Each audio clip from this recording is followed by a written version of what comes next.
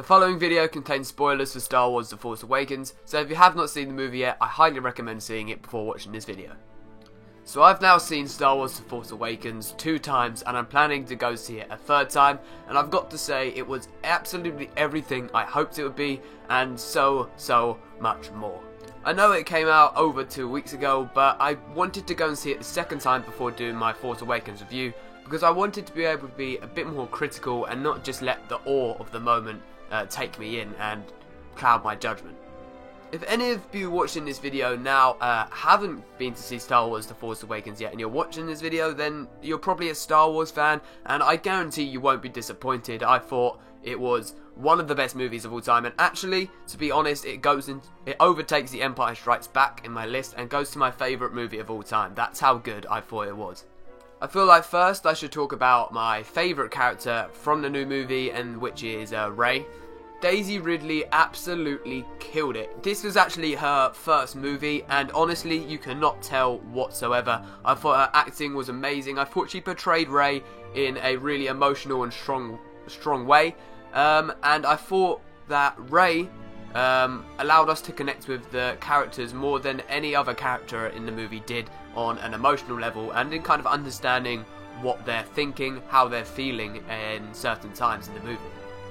I thought that J.J. Abrams and the creators of Star Wars The Force Awakens got the balance spot on between showing how much of her past to keep us kind of interested and giving us some hints to who her family could be, as to who she was before she got left on Jakku, but also not giving us too much and giving it away, so there's really not that much which is there that's confirmed that we could use, because I believe that Rey is the daughter of Luke Skywalker, very, very strongly do I believe that, but nothing's been 100% confirmed. I know there's some people that think she's a daughter of Kenobi, or a granddaughter of Kenobi, and some people also think she's a daughter of Han Solo and Leia, but I don't really agree with those theories. I kind of just think it's got to be a Skywalker to be able to resist and counter another descendant of the Chosen One, which is Kylo Ren, without any training which she can remember, that is. It's got to be a Skywalker for me. I know a few people have been a bit skeptical of how Rey was able to go up against Kylo Ren in their final battle scene and able to actually kind of defeat him, even though she's had no training. And I think the one way in which they can really overcome this and the criticism to be kind of put down a bit is that if she was a Skywalker, we know that Skywalkers are naturally strong with the Force, and we also have the fact that Rey is kind of trained with her staff. We don't know how often she actually used it, but she is kind of trained with her staff, and I think if she was a Skywalker, a lot of people will find it a lot easier to kind of take in that she was able to defeat Kylo Ren. Remember that this was an injured Kylo Ren as well, because Chewbacca managed to send a crossbow bolt into his hip, so he was injured in this, and he was probably an emotional wreck from killing his father, Han Solo. But yeah, Rey for me was the most interesting character from The Force Awakens. Her costume, her demeanour, her attitude, everything I just thought was spot on to portray the kind of character that I wanted to see, and she's really, really hot, Daisy Ridley, so yeah, GG.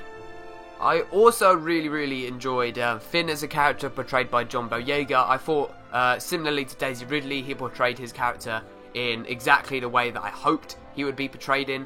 As I think I mentioned in, I can't remember which video it was, but I mentioned how Finn is the hero because he helps Poe to escape, but his first instinct is not to go and fight the First Order, not to be a bigger hero, it's actually just to run.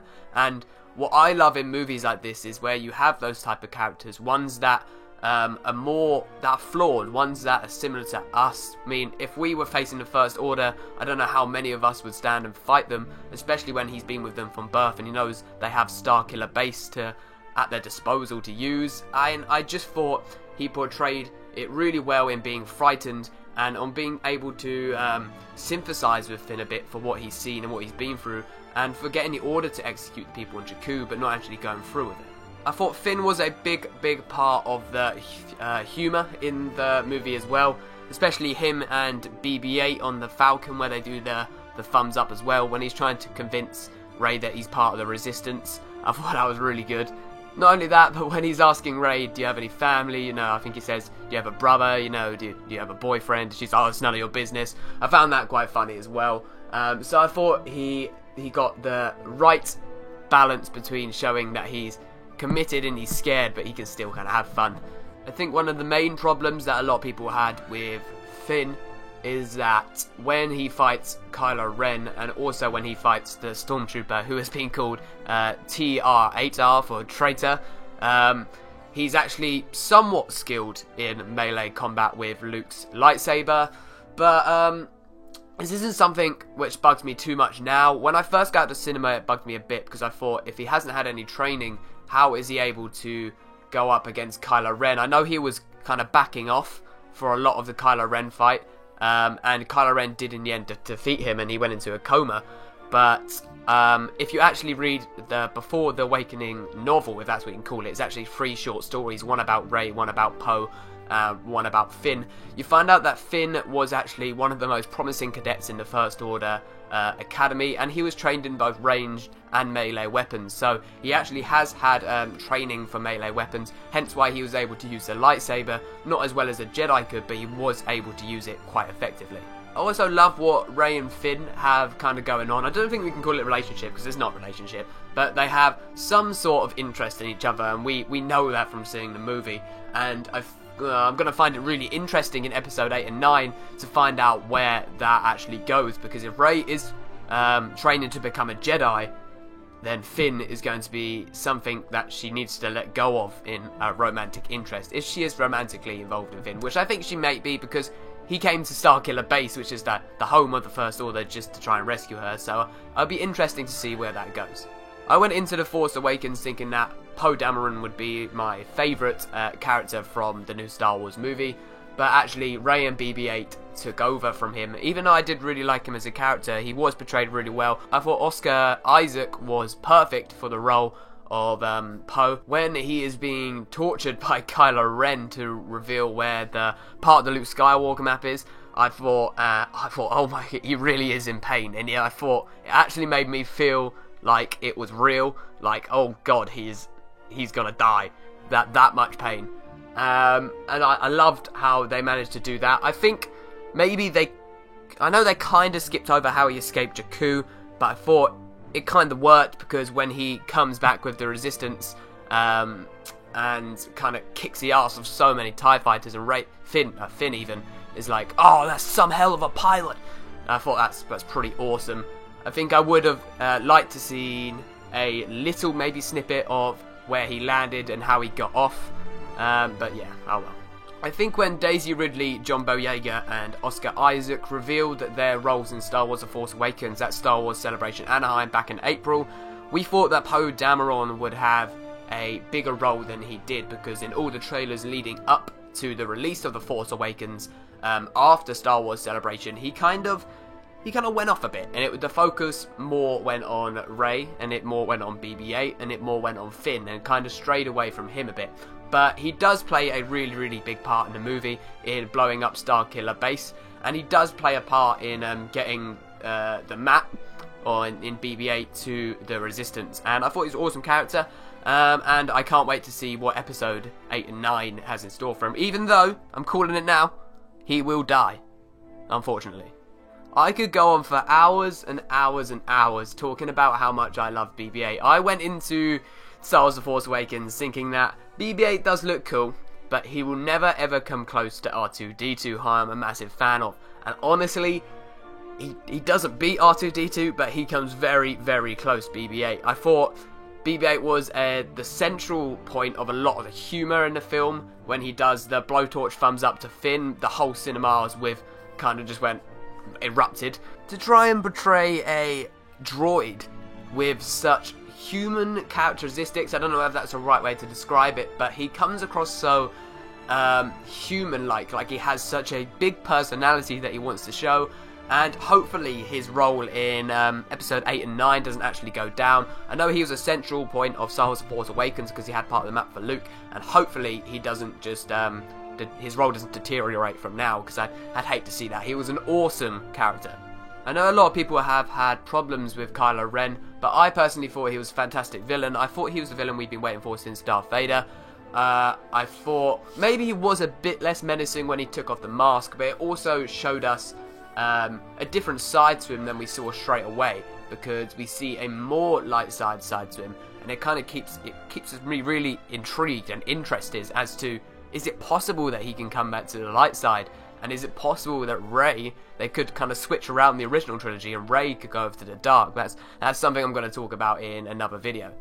But yeah, I thought Kylo Ren was a freaking badass, and I can't wait to see more of him in episode 8 of 9 when he's been more trained by Snoke against a more trained, or a trained Rey. Oh, it's going to be so epic. Cannot wait. Kylo Ren killing Han was a bit of a... well, it was an amazing scene, and I thought, as I've mentioned before, I thought it was the right time for Han Solo to die. I thought the character outlived his purpose and actually should have died in the original trilogy, but there's nothing we could do about that now, and I thought him dying in Star Wars The Force Awakens, it was the right thing to do. And the way it happens with his hand going on Kylo Ren's face and was perfect, and in the novelization of Star Wars The Force Awakens, the official one, it actually says that Kylo Ren dropped to his knees after killing Han Solo. And that really screams light side to me, that even though he wants to be dark side, he just is nowhere near it yet. But maybe him training through Snoke will really take that light side out of him. But there's so many possibilities for episode 8, I just can't wait to go see it, even though it's over 500 days away. I thought Han Solo was the strongest of the original trilogy returning members. I thought he was very similar to how we see him in the original trilogy. Even though he's aged a lot, he was very, very similar. Whereas Princess Leia, I don't know what it was about her, but I didn't really get the same vibe as the Princess Leia from the original trilogy. But maybe that's just me. I just didn't feel like she was the same character. I felt like it was too different. Whereas with Harrison Ford and Han Solo, I thought they were very similar. Now, I've talked about Phasma before and her minimal role in Star Wars, but I think it's, even though it's disappointing that we didn't get to see more of Phasma, because she looks badass even, but we haven't seen her in combat, I think it sets up quite well for episode 8 and 9. So yeah, I think that's I'm not too bothered about that.